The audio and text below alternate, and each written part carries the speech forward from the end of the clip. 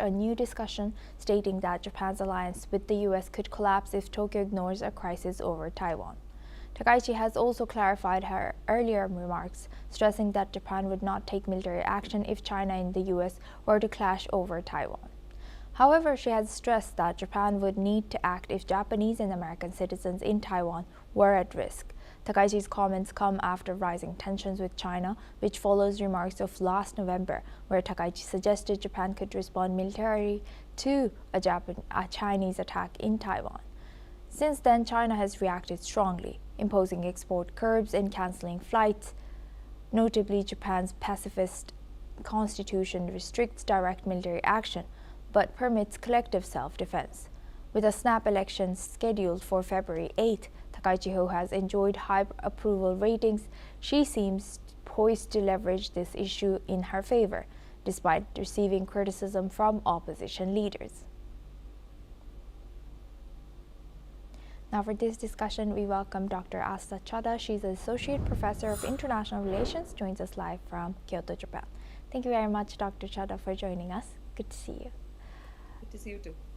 Now, how do you analyze the situation between Japan and China, and why do you think Sanae Takaichi, the Prime Minister, has stated these things right now?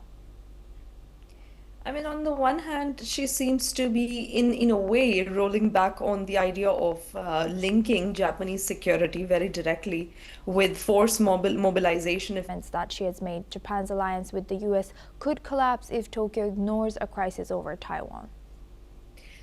I mean, we must understand that even under President Trump 1.0, there was an expectation from the Trump administration that Japan not only pay for the alliance in part, but also Japan step up its activities and cannot entirely depend on building defenses based on the US bases or the US presence in the Pacific.